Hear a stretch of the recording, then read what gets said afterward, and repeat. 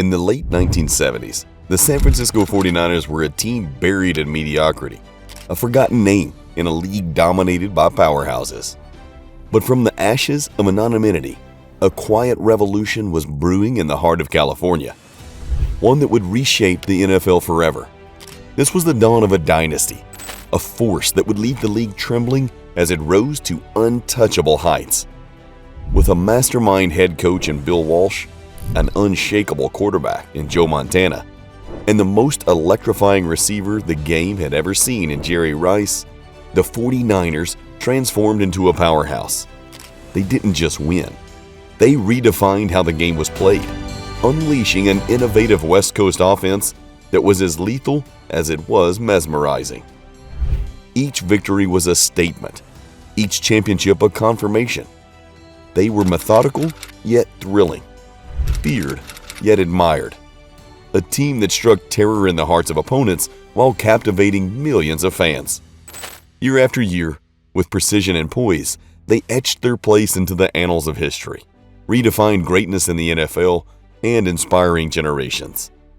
This is the story of how the San Francisco 49ers rose from obscurity to become one of the most dominant dynasties in the history of American football.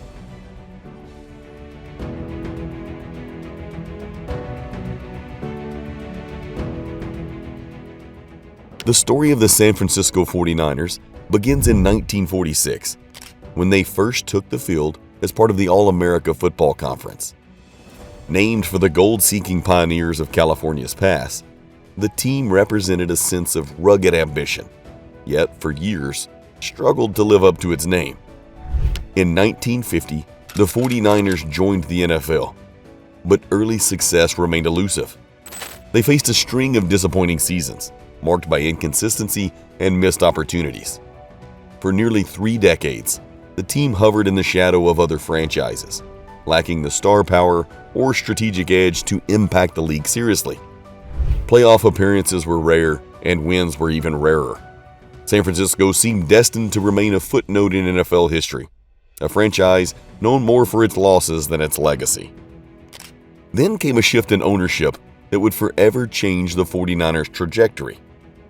The DiBartolo family took over in 1977, bringing a fresh vision and a relentless drive for success. Eddie DiBartolo Jr., the young, ambitious new owner, quickly clarified that mediocrity would no longer be tolerated.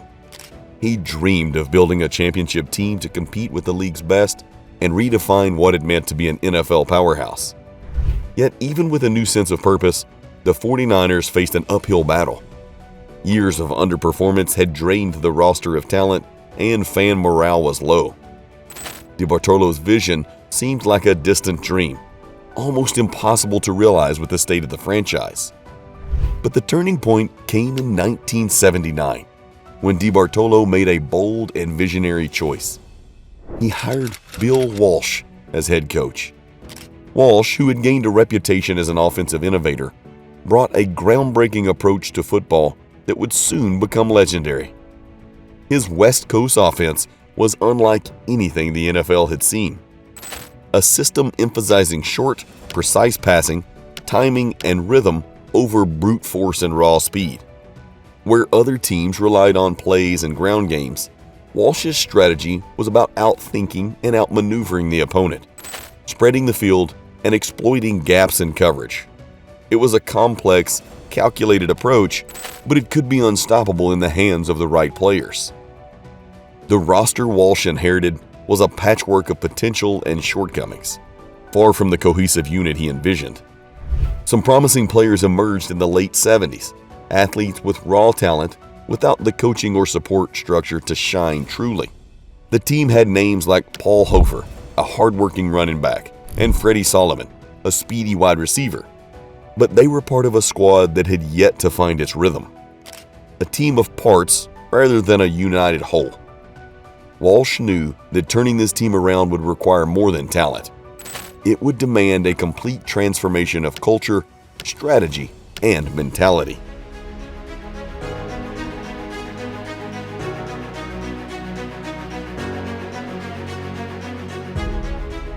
In the spring of 1979, The San Francisco 49ers set out to lay the foundation for something transformative. That year's draft would prove pivotal, bringing the franchise one of its most important players, quarterback Joe Montana. Montana, selected in the third round out of Notre Dame, was overlooked by many teams and dismissed as lacking the physical prowess needed to excel in the NFL. But Walsh saw something different. A player with an almost preternatural calm under pressure. A quarterback with the vision and instinct to lead in this complex West Coast offense. The draft was a turning point, a signal that the 49ers were ready to invest in players who could fit Walsh's cerebral style of play.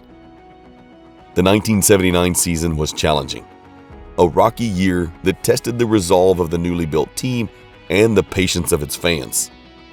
The 49ers finished with a 2-14 record, but it wasn't the lack of wins that defined the year. It was the shift in the team's character. Walsh worked tirelessly, pushing his players to master the details of his offensive system. Week after week, the 49ers lost close games, often falling apart in the final minutes. But the losses carried lessons that would serve them well in the years to come. As a rookie, Montana spent most of the season watching from the sidelines, learning the intricacies of Walsh's playbook and observing the relentless work ethic expected of him.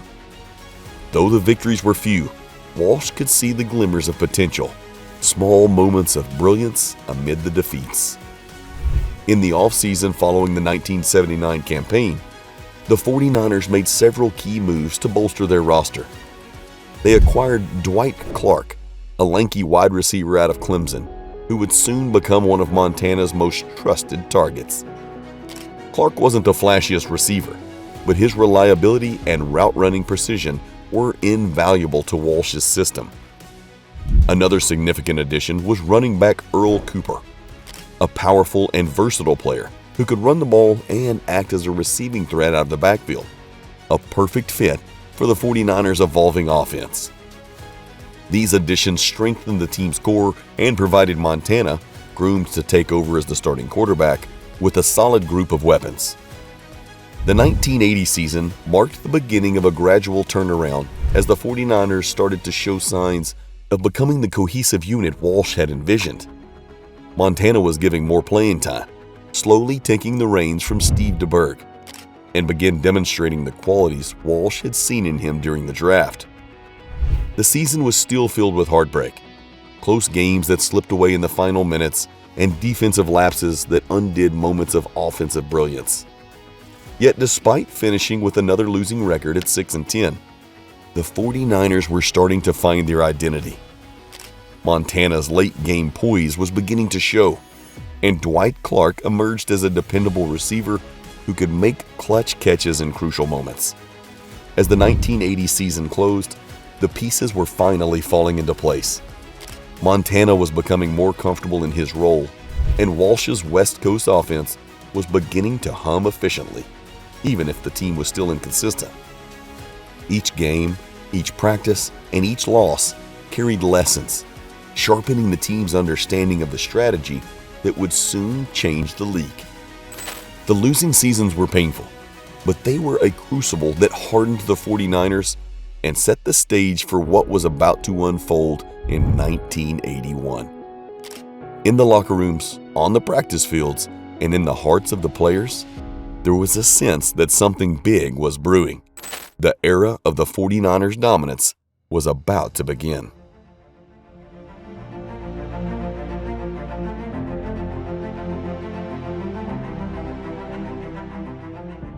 The 1981 season was filled with pivotal decisions that shaped the future of the 49ers franchise. Though the team lost a few veterans, Walsh and his staff saw this as an opportunity to bring fresh players who fit their new system. In the draft, the 49ers focused on building a robust defensive unit, selecting defensive back Ronnie Lott in the first round.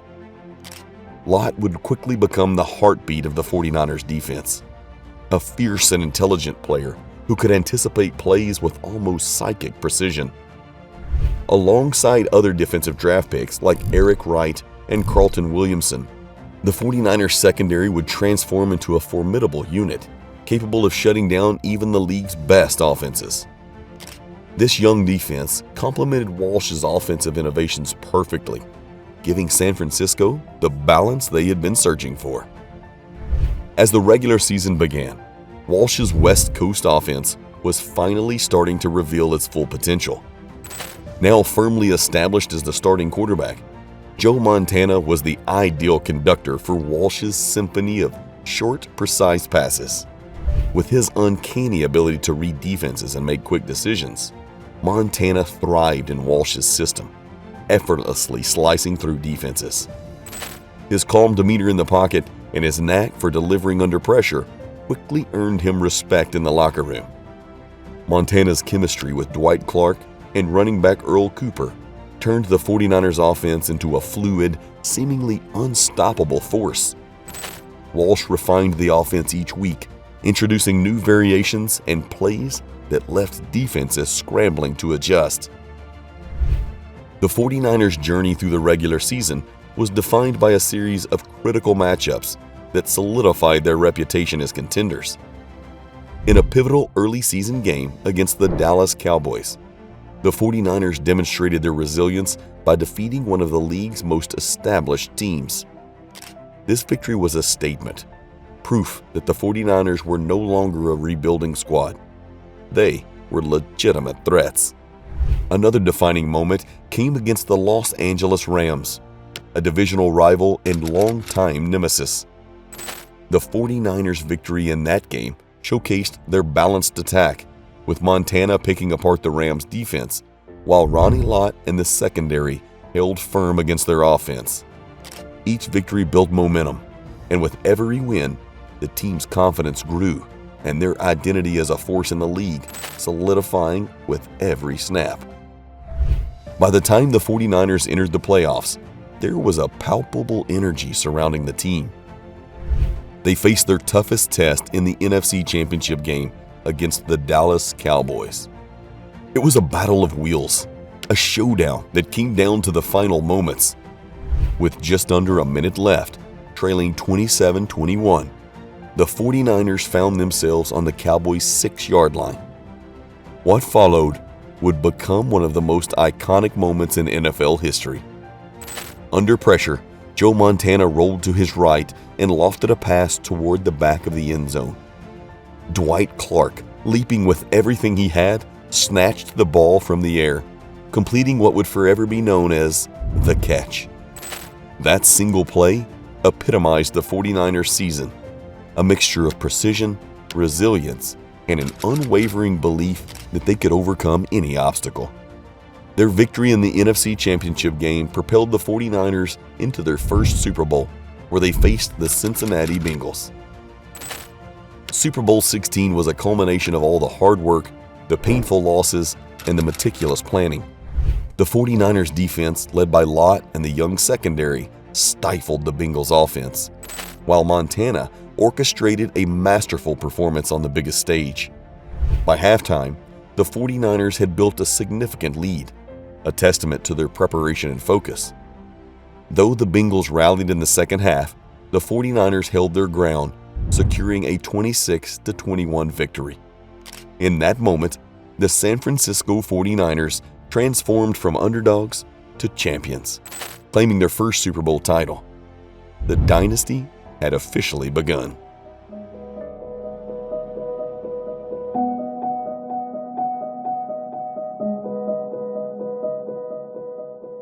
The 1982 season was marred by disruption before it could even begin.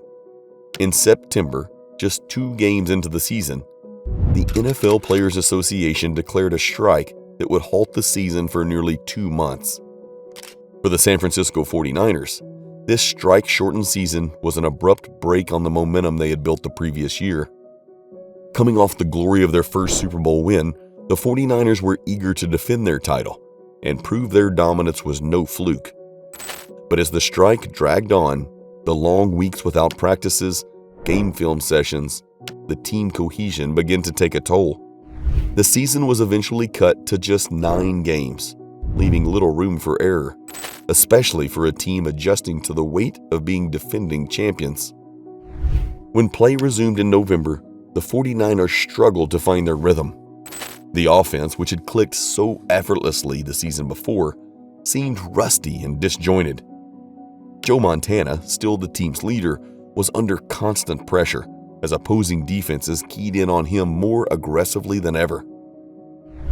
His precision and calm under pressure were still there. Still, without the consistency of a full season and the focused preparation they were accustomed to, the 49ers found it challenging to execute Walsh's intricate West Coast offense. On the defensive side, the young secondary, led by Ronnie Lott, was forced to adjust on the fly. Opposing teams had spent the offseason studying the 49ers' schemes, and San Francisco found itself exposed without the usual practices to refine their strategy. Losses piled up, and the season quickly spiraled out of reach. By the end of the 9-game stretch, the 49ers were left with a disappointing 3-6 record, starkly contrasting their dominance in 1981. The struggles of 1982 were sobering for the 49ers. As they analyzed the season, Walsh and his coaching staff recognized the challenges of sustaining success. Winning a championship was one thing, but maintaining that elite level year after year required adaptation, resilience, and even reinvention. Walsh realized that opposing teams had studied his offense closely and were beginning to adjust their defenses to counter the quick passes and calculated movements of the West Coast offense. He knew they couldn't rely on the same tactics that had brought them success the previous year. Adjustments were necessary if they wanted to stay one step ahead. This season taught the team a hard but necessary lesson about complacency and the importance of constantly evolving in the face of new challenges. The coaching staff spent the season dissecting every facet of the team's performance, searching for weaknesses they could turn into strengths. They began exploring new ways to diversify the offense, making it less predictable and more challenging to defend against. Walsh also focused on building a more cohesive locker room culture, knowing that team unity was crucial to weathering an NFL season's inevitable ups and downs.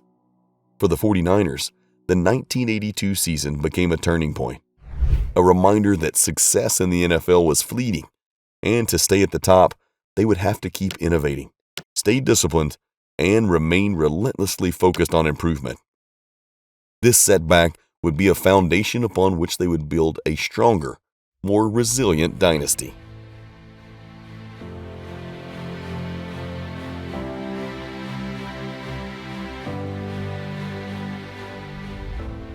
The 1983 season marked a determined comeback for the 49ers, a return to form that reminded the NFL of the spark they had ignited just 2 years prior. With the sting of the 1982 season still fresh, Bill Walsh and his coaching staff had spent the offseason refining the West Coast offense, implementing new variations and strategies to keep opponents guessing. Joe Montana, now fully settled into his role as the team leader, entered the season with renewed focus. He returned sharper, more confident, and with an even deeper understanding of Walsh's vision for the offense. This season, Montana wasn't just a quarterback executing plays. He was an orchestrator, manipulating defenses with subtle fakes, quick decisions, and a knack for finding open receivers in tight windows. The offense thrived, operating with the precision of a finely tuned machine. Game after game, the 49ers demonstrated why they were still a force to be reckoned with. Montana spread the ball around, using a deep cast of receivers, running backs, and tight ends to dissect defenses. Dwight Clark continued to shine as a dependable receiver, a constant threat in clutch situations. Meanwhile, the backfield saw Earl Cooper and Wendell Tyler contributing dynamically, adding a new layer of versatility to the 49ers' attack. Every opponent faced the same challenge: slowing down a methodical, relentless offense that could strike from anywhere on the field. Each game was a building block, restoring the team's confidence and reminding them of the championship pedigree they had forged in 1981. The regular season ended with the 49ers securing a playoff berth and the chance to chase another Super Bowl. But the playoffs brought a new level of intensity, one that demanded resilience and precision. After dispatching the Detroit Lions in the divisional round, the 49ers found themselves in the NFC Championship game against the Washington Redskins, a team that was peaking at the perfect time. The matchup was as fierce as anticipated, a clash of two elite teams with a Super Bowl berth on the line. The Redskins' defense was relentless, applying pressure on Montana and challenging every yard. The game went back and forth, with neither side giving an inch, and by the final quarter, the tension was palpable. In the closing moments, with the game slipping away, Montana led a desperate drive down the field, seeking to pull off another miracle finish. But as the clock wound down, and with the 49ers closing in on field goal range, the Redskins' defense made a decisive stop, heartbreakingly ending San Francisco's season. The loss stung deeply, an abrupt end to a season that had seemed destined for redemption. There was a bitter silence in the locker room, a shared understanding that they had come so close, only to fall short. But within that loss, a new resolve was born. The disappointment fueled the team, sparking a hunger to return stronger and more determined. In the weeks following that painful exit, Walsh and his players channeled their frustration into motivation. They studied the game film, dissecting every play and every missed opportunity. For Walsh, it was a lesson in preparation and adaptability, a reminder that no lead was safe, no opportunity guaranteed.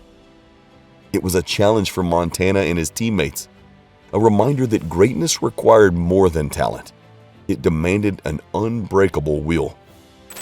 The seeds of resilience had been sown, and while the season hadn't ended with a trophy, it had hardened the team, binding them together with a shared goal. The 1983 season was not just a return to form. It was the beginning of a relentless pursuit for excellence, one that would propel the 49ers back to the heights of the NFL in the years to come.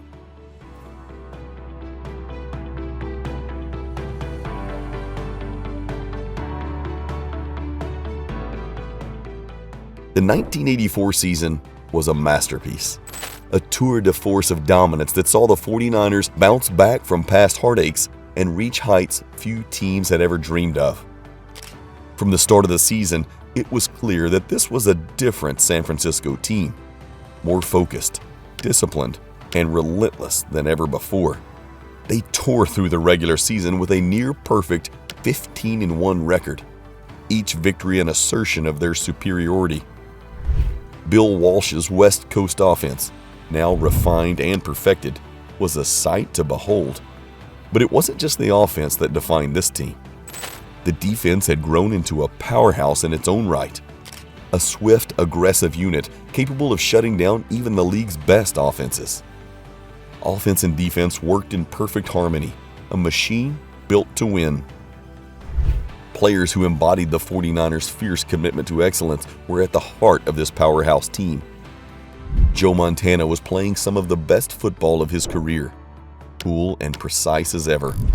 Ronnie Lott, anchoring the secondary, brought an intensity that elevated everyone around him.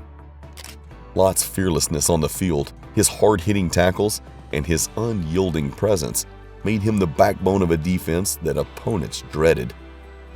Dwight Clark continued to shine as a reliable receiver who handed Montana a safety net in critical moments. And then there was Roger Craig, a powerful running back with a rare ability to catch passes and run the ball. Craig's versatility opened up the offense even further, adding a new layer of unpredictability that made the 49ers nearly impossible to defend. With these players leading the charge, each game felt like an exhibition of mastery as the 49ers dismantled teams week after week. As they entered the playoffs, the 49ers were unstoppable. Their first test came against the New York Giants in the divisional round, a team with a strong defense and a reputation for resilience. But the 49ers played so intensely that any hopes the Giants had of an upset quickly faded. Montana and his receivers carved up the Giants' secondary, while the defense, led by Lott, allowed nothing easy. A decisive victory underscored the gap between the 49ers and their competitors. Next, they faced the Chicago Bears in the NFC Championship game. Known for their tough, physical style, the Bears were considered one of the league's most formidable defenses.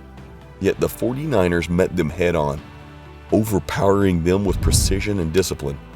By the end, San Francisco had emerged victorious again, punching their ticket to Super Bowl 19.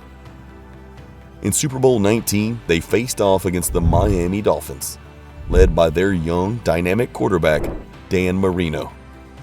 Marino had been unstoppable all season, setting records and leading a high-octane offense. Many believed this would be a showdown for the ages, a clash between two offensive powerhouses. But when the game began, it became clear that the 49ers were on a different level. From the first quarter, San Francisco asserted control, with Montana orchestrating the offense calmly, hitting his targets with pinpoint accuracy and spreading the ball to keep Miami's defense off balance. Roger Craig's dual-threat capabilities kept the Dolphins guessing, while the 49ers defense, led by Lott, put relentless pressure on Marino, neutralizing his usual rhythm. By halftime, the 49ers had built a commanding lead and never looked back. The second half showcased their dominance as they continued to control every facet of the game. When the final whistle blew, the score was a convincing 38-16 in favor of San Francisco. The 49ers had secured their second Super Bowl title, but more than that, they had cemented their place as one of the greatest teams the league had ever seen. This was not just a victory, it was a statement. The 1984 season proved that the 49ers weren't just champions. They were a dynasty in the making, a team that would forever be remembered for its unmatched precision, unity, and sheer dominance.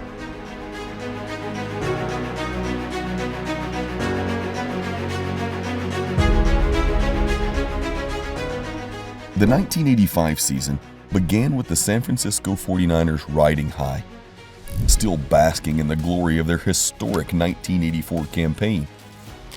Expectations were sky high, with fans and analysts predicting another deep playoff run and possibly a back-to-back championship.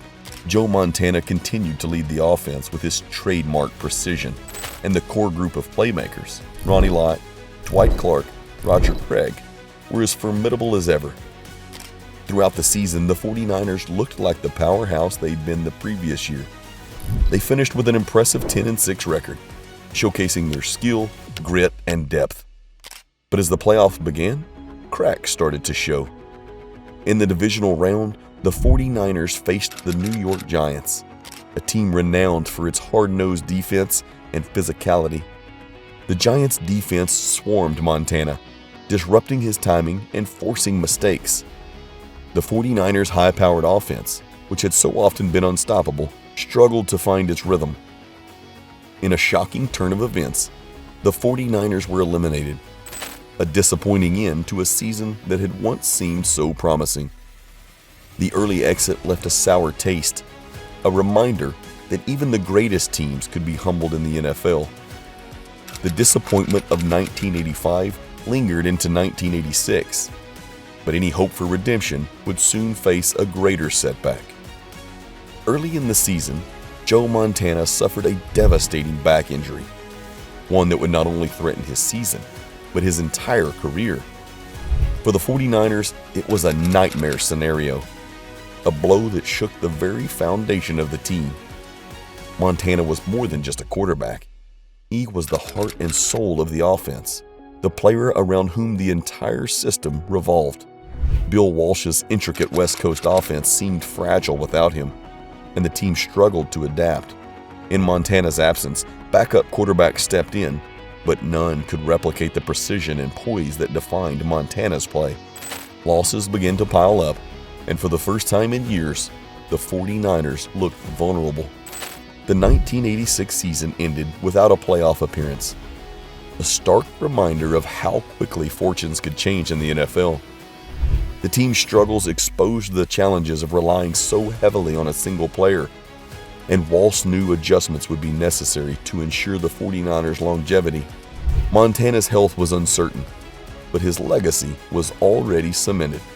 The challenges of these 2 years had tested the team's resilience and forced them to confront the reality that dynasties, even ones as strong as the 49ers, could face difficult transitions.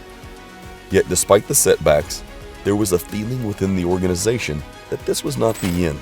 It was simply the beginning of a new chapter, where the 49ers would find a way to rise again.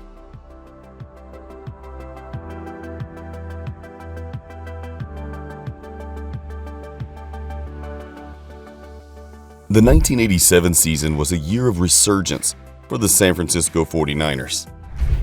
A season that saw them reclaim the dominance they had temporarily lost. Joe Montana, defying the lingering doubts about his health after his back injury, returned with a renewed vigor that reminded everyone while he was among the greatest to ever play the game. The sharpness of his reads, the crispness of his passes, and his unshakable calm in the pocket made him again the undisputed leader of the 49ers offense. Alongside him was the extraordinary Jerry Rice, whose performance this season was breathtaking. Rice set the field ablaze, breaking records with 22 touchdown receptions in just 12 games, a mark that solidified him as the most dangerous wide receiver in the league. With his versatile skill set, Roger Craig continued to be an invaluable asset, balancing the offense with his ability to run and catch with incredible efficiency. Together, this trio was unstoppable, each game showcasing their unique talents as they tore through defenses across the league. With Montana, Rice, and Craig leading the charge, the 49ers surged through the regular season with high-scoring games and emphatic victories. Bill Walsh's West Coast offense was firing on all cylinders, blending Montana's precision passing with Rice's breakaway speed and Craig's all-purpose contributions. The 49ers weren't just winning, they were overwhelming their opponents, easily putting up points and making even the league's best defenses look powerless. Week after week, they stacked up wins, building a momentum that brought a sense of destiny. By the end of the season, the 49ers were the clear favorites heading into the playoffs, and the prospect of another Super Bowl was within reach. For Walsh and his players, 1987 was more than a comeback. It was a statement that the 49ers were still a force to be reckoned with, a team poised to reclaim its place atop the NFL. As the playoffs began, anticipation ran high. The 49ers were set to face the Minnesota Vikings in the divisional round, a matchup that seemed, at least on paper, tilted heavily in San Francisco's favor. The Vikings had barely made the playoffs and were considered underdogs against the powerhouse 49ers. But from the game's opening moments, it was clear that Minnesota had come prepared to challenge San Francisco's high-octane offense. The Vikings' defense was aggressive, pressuring Montana and disrupting his rhythm in ways few teams had managed all season.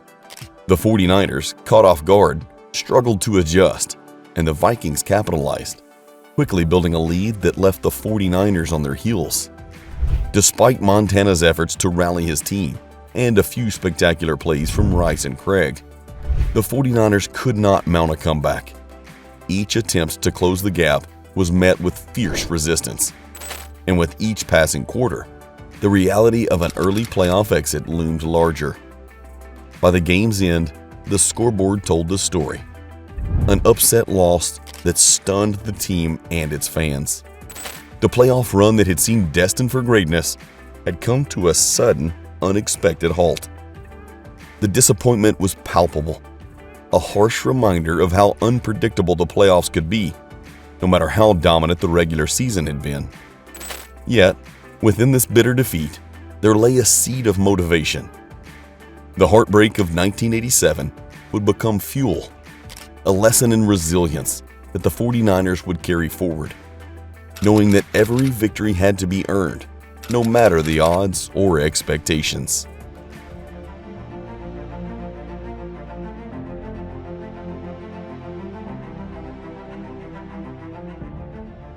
The 1988 season began with tension brewing within the 49ers organization, a tension that rippled through the team and its fan base.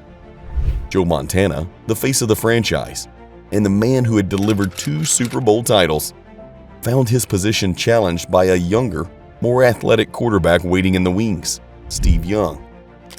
Acquired from Tampa Bay, Young had spent the last few seasons learning under Montana. Still, his raw talent and mobility had started a conversation within the organization that was hard to ignore. There were whispers, questions about whether Montana's best years were behind him, and if it might be time for a new leader to take over. This quarterback controversy created uncertainty as both players competed intensely, eager to prove he was the right man to lead the team. For Montana, it was a challenge to reaffirm his legacy. For Young, it was finally a chance to step out of the shadows. The regular season reflected the tumult within the team as the 49ers struggled to find their footing. Early losses mounted, weighing heavily on a team with Super Bowl aspirations. With each setback, the quarterback debate intensified, dividing fans and raising questions about the team's direction. Ever the strategist, Walsh alternated between Montana and Young, searching for the spark to reignite the 49ers' winning ways. It was a difficult season, defined by inconsistency and tension, but slowly, game by game, the 49ers began to find their rhythm. Sensing the urgency and perhaps feeling the heat from Young's presence, Montana delivered some of his finest performances, leading the team through a series of crucial victories in the second half of the season. By the time they reached the playoffs, the 49ers had transformed their season, entering the postseason with momentum and renewed purpose. The playoffs were a proving ground where the 49ers had to battle through formidable opponents and quiet the doubts that had plagued their season. In each round, Montana was tested, and each time, he rose to the occasion, reminding everyone of the poise and precision that made him a champion. The team fought through the divisional round, then the NFC Championship, overcoming tough defenses and gritty opponents to secure their place in Super Bowl 23. The journey had been arduous, a season marked by struggle and resilience. But now, standing on the edge of another Super Bowl, the 49ers had one last challenge to conquer. Super Bowl 23 against the Cincinnati Bengals was a hard-fought contest where every yard was earned and every play contested. By the fourth quarter, with only minutes left on the clock, the 49ers were trailing, their championship hopes slipping away. At this moment, with the pressure mounting and 92 yards of field stretching before them, Joe Montana etched his name into NFL history. Standing in the huddle, he exuded a calm that belied the stakes, famously pointing out comedian John Candy in the stands, a move that eased the tension and rallied his teammates. What followed was one of the most iconic drives in Super Bowl history. Montana led the offense down the field, hitting his receivers with pinpoint passes and moving the chains with unwavering confidence. With seconds remaining, he found John Taylor in the end zone for the game-winning touchdown. The drive was a masterpiece of composure and execution, a testament to Montana's greatness and the resilience of the 49ers. As the confetti fell and the 49ers celebrated their victory, it was clear this Super Bowl win was more than another championship. It was a redemption story, a validation of Montana's legacy, and a reminder of the resilience that defined the team. The 1988 season, one marked by doubt and division, ended with triumph. Joe Montana had silenced the critics, and the 49ers had reclaimed their place at the top, cementing themselves as one of the NFL's greatest dynasties.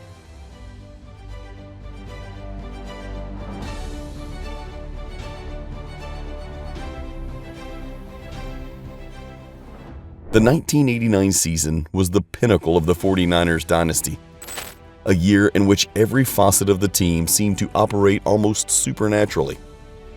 Coming off their dramatic Super Bowl victory the previous season, the 49ers entered 1989 with an intensity and focus that bordered on cruelty. Joe Montana was at his peak, delivering one of the most remarkable seasons of his career, culminating in an MVP award. Every game felt like a quarterbacking clinic as Montana easily dissected defenses, throwing for 3,500 yards and 26 touchdowns with only 8 interceptions. His command of Bill Walsh's West Coast offense was absolute, and each pass was an exercise in perfection. There was no hesitation, no weakness. Montana seemed untouchable, guiding the 49ers to a near-perfect 14-2 regular season. Alongside Montana, a cast of remarkable players elevated the team to even greater heights. Jerry Rice continued his reign as the NFL's most electrifying receiver, making impossible catches look routine, outpacing defenders, and racking up over 1,400 receiving yards. His chemistry with Montana was a spectacle, a perfect alignment of talent and trust that left defenses scrambling. Roger Craig, the ever-reliable force in the backfield, complemented the passing game with his powerful runs and unmatched ability to catch out of the backfield. A dual-threat weapon that kept opponents guessing. On the defensive side, Ronnie Lott led a fierce and unyielding unit that thrived on intensity and precision.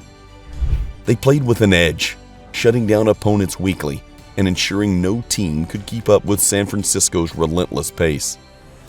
This was a team without weak spots, a well-oiled machine firing on all cylinders and leaving little room for doubt as they blazed through the regular season.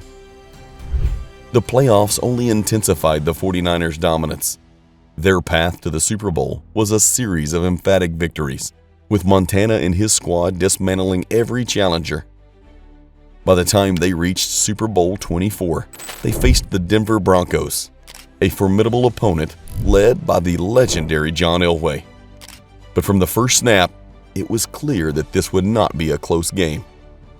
Montana and the 49ers played relentlessly, moving the ball effortlessly and scoring almost at will.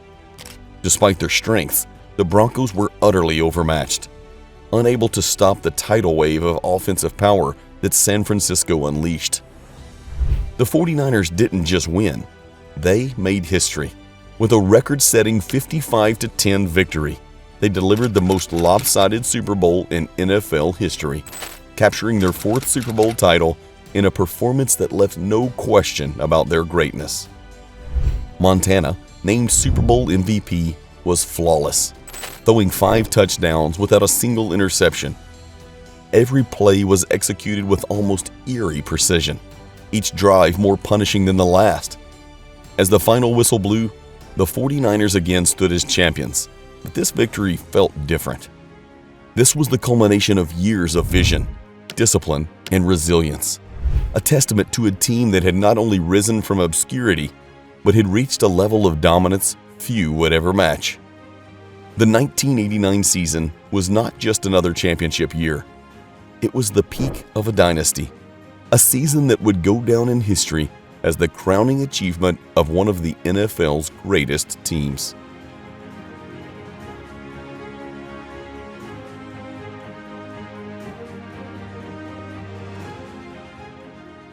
The 1990 season felt like a victory lap for the San Francisco 49ers, where they once again seemed untouchable, riding the high of their triumphant Super Bowl win. With Joe Montana still at the helm, the 49ers maintained their dominance, charging through the regular season with an impressive 14-2 record. Week after week, Montana orchestrated his offense precisely, finding his targets with the accuracy and calm that had become his hallmark. The relentless and punishing defense shut out opponents with the same force that had propelled them to the top of the NFL. This team had become synonymous with excellence, a well-oiled juggernaut that looked like it could cruise to a 3rd consecutive Super Bowl. But as they entered the playoffs, the 49ers faced new challenges. In the NFC Championship game, they were up against the New York Giants, a team known for its powerful defense and resilience. The Giants came prepared, executing a calculated game plan that neutralized Montana and forced the 49ers out of their rhythm. It was a brutal, low-scoring battle, with both teams grinding for every yard, every first down, in a display of defensive grit and relentless pressure. As the game wore on, the injuries took their toll on the 49ers, testing their depth and endurance. By the fourth quarter, the game hung in a delicate balance, but with seconds left on the clock, the Giants managed a game-winning field goal, ending San Francisco's season in a heartbreaking 15-13 defeat.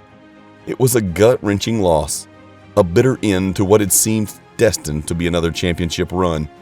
The defeat to the Giants was more than just a season-ending loss. It marked the beginning of a seismic shift within the franchise. Montana, who had been the face of the 49ers for over a decade, had been playing through lingering injuries, and the wear was beginning to show. The physical toll of countless playoff battles and years of leading the team was undeniable, and questions about his longevity surfaced. Meanwhile, in the wings, Steve Young was waiting, a talented, athletic quarterback learning under Montana's guidance, watching and preparing for his chance to lead. For the 49ers, the 1990 season became a symbolic end of an era. Though still brilliant, Montana was no longer the invincible force he had once been. The franchise faced a crossroads, torn between the loyalty to their legendary quarterback and the necessity of looking toward the future. As they moved into the offseason, the team was left with an awareness that the dynasty built around Montana's arm was entering its twilight. The 49ers had scaled the heights of greatness, but now they faced the daunting challenge of change, the difficult task of building a new identity for a new decade.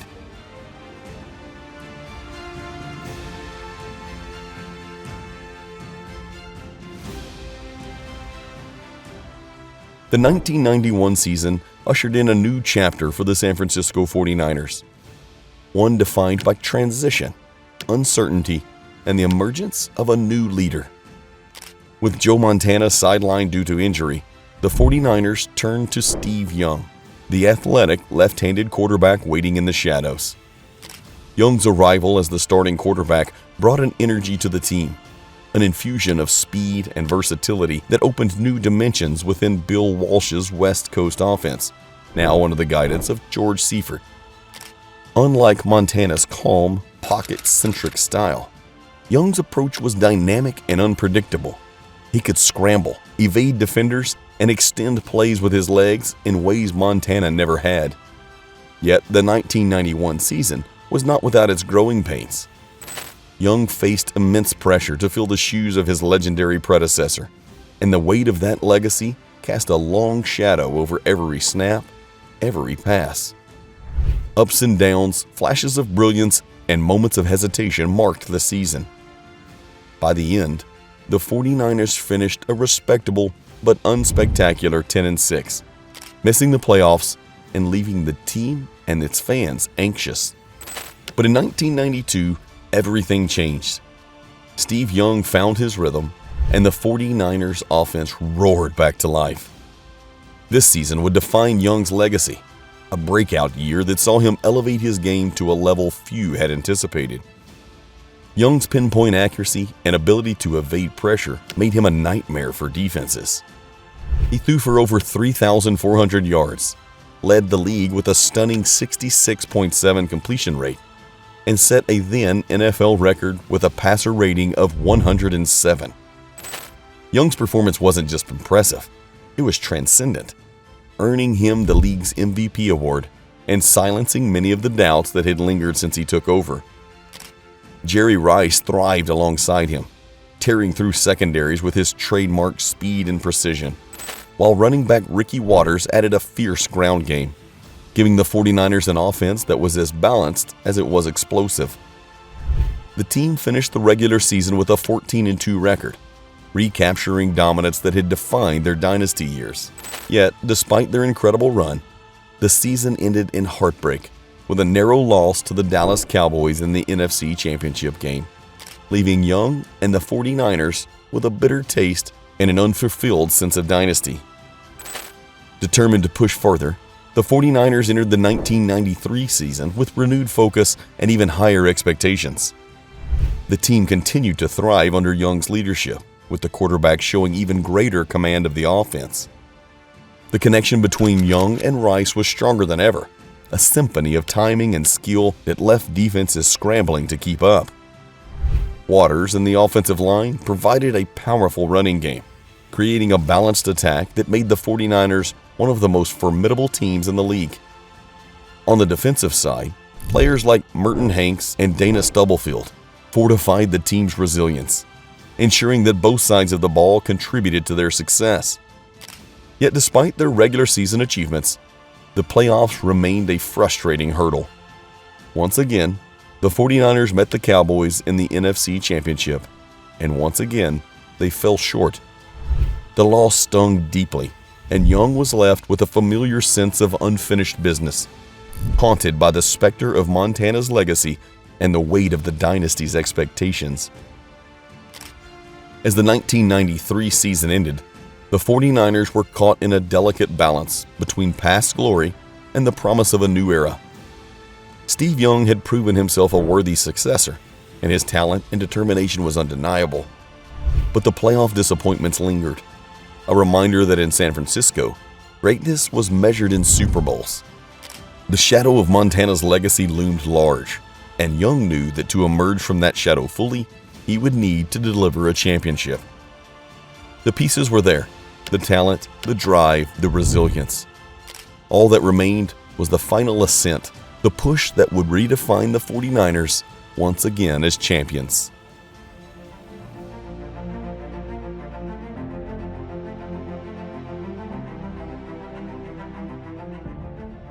The 1994 season was the 49ers' chance to reclaim their throne.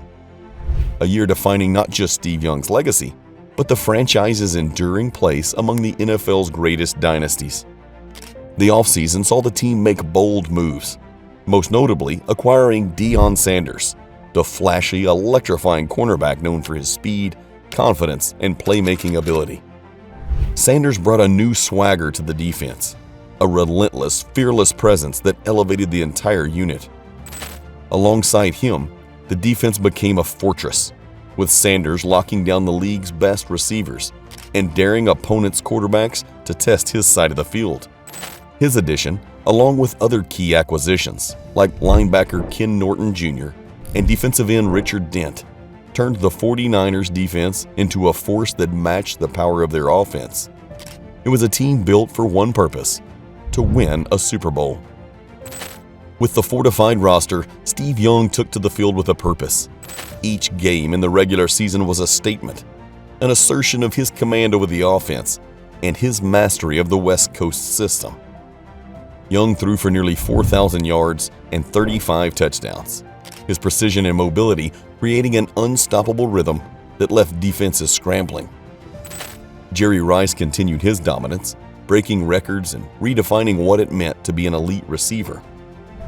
Ricky Waters complemented the passing game with his powerful runs, adding balance to an offense that was as lethal on the ground as it was through the air. By the season's end, the 49ers stood atop the NFC with a 13-3 record, having torn through opponents with a relentless pace and unmatched precision. Young's performance earned him MVP honors, and with each victory, he stepped further out of Montana's shadow, proving that he could carry this team to greatness on his terms. The playoffs brought the ultimate test, a rematch with their longtime rivals, the Dallas Cowboys, who had knocked them out of the postseason in the previous 2 seasons. This time, however, the 49ers were prepared. The NFC Championship game was a showdown of 2 powerhouse teams, a battle for supremacy that would determine who would represent the NFC in the Super Bowl. San Francisco seized control from the opening whistle, jumping out to an early lead and keeping relentless pressure on Dallas. Deion Sanders, true to his reputation, made game-changing plays. At the same time, Young and the offense executed flawlessly, keeping the Cowboys at bay and finally overcoming the hurdle that had haunted them for years. When the final seconds ticked away, the 49ers had earned their place in the Super Bowl, a victory over their greatest rival that felt as monumental as the championship itself. Super Bowl 29 culminated in the 49ers' journey back to the top, a matchup against the San Diego Chargers defining Steve Young's career. Young stepped onto the field with calm confidence, knowing that this was his moment to claim a Super Bowl as his own finally. From the outset, he delivered a performance for the ages, throwing touchdown after touchdown with precision and poise that left no doubt about his greatness. By halftime, the 49ers had built a commanding lead, and the outcome seemed inevitable. Young would finish the game with 6 touchdown passes, leading the 49ers to a 49-26 victory that left no question about their dominance. As the confetti fell and the team celebrated, Young stood triumphant. The weight of years of expectation and comparison finally lifted. The 49ers had secured their 5th Super Bowl title, and with it, a return to the glory that had defined them in the 1980s. For Young and the 49ers, this victory was more than just a championship. It was a validation, a testament to resilience, and a fitting close to a true NFL dynasty era.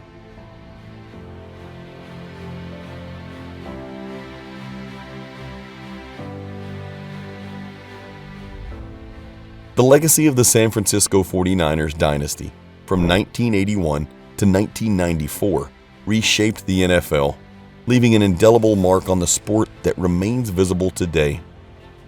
Bill Walsh and his revolutionary West Coast offense were at the heart of this transformation, a system built not on brute force, but on precision, timing, and calculated efficiency. Walsh's offense relied on short, quick passes that spread defenses thin, creating openings and mismatches that the 49ers exploited with near surgical precision. This radical approach challenged the traditional wisdom of relying on a dominant ground game and power plays. But as the 49ers racked up championships, the rest of the league took notice. Teams began to study, emulate, and ultimately adopt Walsh's strategies, and his influence spread far beyond San Francisco. The West Coast offense became a staple of NFL playbooks, and even decades later, the rhythm and precision it emphasized continue to shape the way modern football is played. Walsh's legacy is more than just championships. It's a blueprint for innovation and adaptability that inspires coaches, players, and strategists. For the players who defined the dynasty, their legacies extend well beyond the banners hanging in Levi's Stadium. Joe Montana, the calm and undisturbed leader, became the embodiment of clutch performance and championship poise. His career is a testament to what it means to rise under pressure and to meet the biggest moments with unshakable confidence. He impacted the NFL as the standard bearer of greatness, a quarterback who could elevate his game when it mattered most. Jerry Rice, the ever-dependable and explosive receiver, redefined his position, setting records that still stand untouched and setting a benchmark for work ethic, precision, and athleticism. His connection with Montana and later Steve Young became one of the most iconic partnerships in NFL history. This synergy set the bar for what a quarterback-receiver duo could achieve. Steve Young, who spent years proving his worth in Montana's shadow, ultimately forged his own legacy, showing that resilience, skill, and persistence could build a champion. His triumphs as a starter, capped by his MVP season and Super Bowl victory in 1994, underscored his journey from backup to one of the league's greatest quarterbacks. Together, these players, and many others like Ronnie Lott, Roger Craig, and Deion Sanders, left a legacy as champions and pioneers whose careers shaped the franchise and the entire league. As the 49ers dynasty ended in the mid-90s, it left behind an era of innovation, excellence, and an unwavering standard of greatness. Their influence is woven into the history of the NFL, a reminder of what a team could accomplish through vision, discipline, and sheer willpower.